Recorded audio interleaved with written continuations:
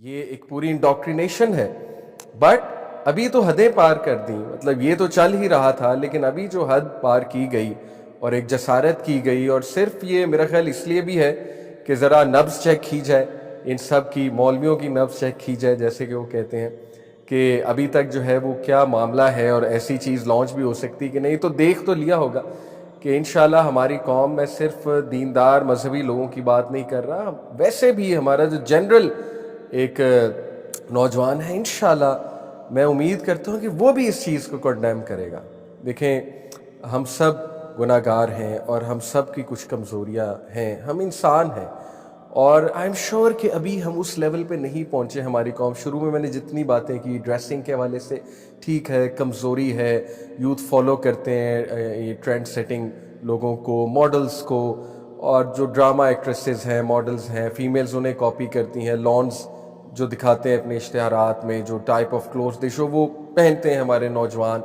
کمزوری ہے. I am sure کہ اگر انہیں سمجھایا جائے وہ ضرور یہ کہیں گے کہ ٹھیک ہے، ہمیں پتہ ہے کہ اسلام میں پردہ کیا ہے، ستر کیا ہے، لیکن بس ہماری کمزوری ہے، ہم صرف ایک فیشن ٹرینڈ فالو کر رہے ہیں. تو مجھے امید ہے کہ بات ابھی تک یہاں نہیں گئی کہ کوئی نوجوان دھڑلے سے یہ کہے گا کہ نہیں میں تو مانتا ہی نہیں، میں تو مانتی ہی نہیں اسلامک رولز کو، پردے کو، میں تو قرآنی آیات کا بھی انکار کرتی ہوں جو سورہ احزاب میں ہے، سورہ نور میں ہے، میں تو نہ حدیث کا بھی انکار کرتی ہوں یا کرتا ہوں جو حیا کے حوالے سے ہیں، میں کچھ نہیں مانتا یا مانتی، اور بس مجھے تو یہ لگتا ہے کہ قوموں کو ترقی اسی طرح ملتی ہے. میرا نہیں خیال یہ آٹے میں نمک کے برابر کچھ لوگ ہوں گے، ادروائز میرا نہیں خیال کہ ہماری میجورٹی جو نوجوان نسل ہے اس کی یہ سوچ ہوگی، اور میں امید کرتا ہوں کہ نہیں ہوگی، کیونکہ اگر ہوئی تو پھر ہم تباہی کے بالکل دہانے پہ کھڑے ہیں.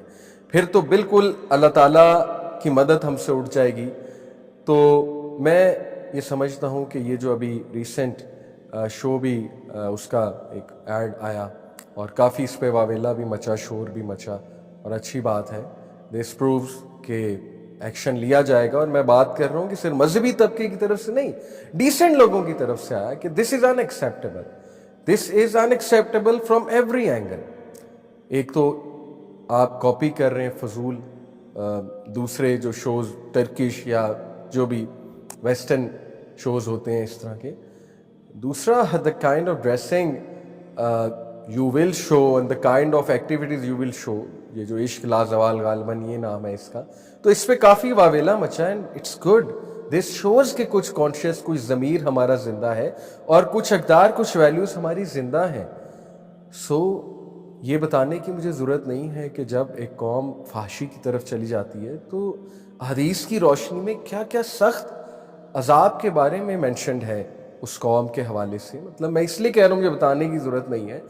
کیونکہ کئی بار یہ باتیں جو ہے وہ سب کو پتہ ہے، جمعہ خطبات میں بتائی جاتی، کیونکہ یہ ایک ایسا ٹاپک ہے جس پہ بہت زیادہ بات ہوتی ہے، فحاشی اور یعنی امورالٹی، اسپریڈ آف امورالٹی.